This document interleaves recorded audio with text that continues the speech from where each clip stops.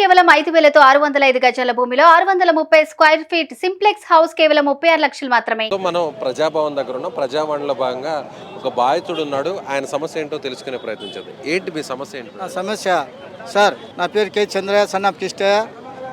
ఇంటి నంబరు 653, గ్రామం ఇబ్రాహింపూర్, పరిగి మండలం, వికారాబాద్ జిల్లా. నేను ఇంతకుముందు అనగా 15 సంవత్సరాల క్రితము ఇబ్రాహింపూర్ కమ్మరి బాలయ్య కౌలు బటాయి చేసుకున్నటకు భూమి కౌలు చేసుకున్నటకు ఇచ్చాను. ఆ తర్వాత జీవనోపాధికి హైదరాబాద్ వచ్చాను. ఆయన నా భూమిని కబ్జాలో కూర్చున్నాడు. అంటే నీకున్న పొలాన్ని వేరే ఒక వ్యక్తికి కౌలుకి ఇచ్చావు. ఇస్తే ఆయన కబ్జా చేసుకున్నాడు. ప్రస్తుతం కబ్జా చేశాడు. వదులుదడం లేదు, నా టంపి రావడం లేదు, నా వేలుముద్ర రావడం లేదు. అక్కడ ఎంఆర్తో లింకు చేసుకొని ఆయన కబ్జా చేసుకున్నాడు. ప్రస్తుతం ఆయన టీఆర్ఎస్లో సర్పంచ్గా ఉన్నారు. అయితే నన్ను అన్యాయం చేసిండు. అక్కడ ఉన్న వాళ్ళు కూడా స్థానికులు రెడ్డిలు కూడా నాకు సపోర్ట్ చేస్తలేరు, ఆయనకు సపోర్ట్ ఇస్తున్నారు.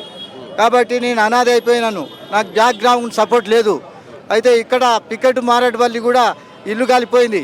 ఆ విషయము కేసీఆర్ దగ్గర పోయినాను, పోతే కూడా ఆయన కూడా పట్టించుకోలేదు, సాయం చేయలేదు.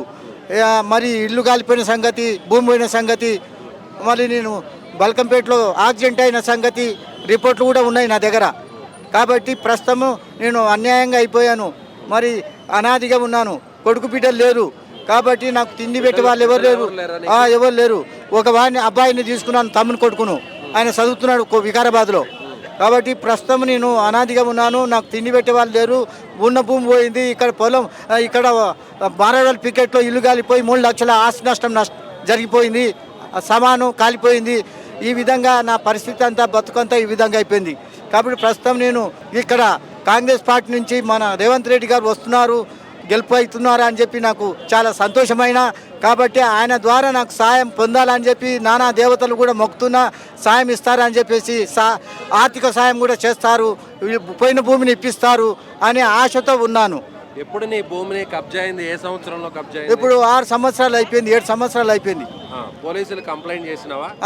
ఇప్పుడు ప్రస్తుతం చేస్తున్నా, ఈ సంవత్సరం నుంచి చేస్తే వాళ్ళు కూడా అన్ని రాసుకొని రమ్మంటున్నారు. ఆయన బెదిరింపులు చేస్తున్నాడు. అక్కడ ఊర్లో, గ్రామం ఇబ్రాహింపూర్లో ఆయన మర్డర్ చేస్తానని బెదిరింపులు చేస్తున్నాడు, ఊరికి రాకుండా చేస్తున్నాడు. అయితే ఈ పరిస్థితిలో ఉన్నాను.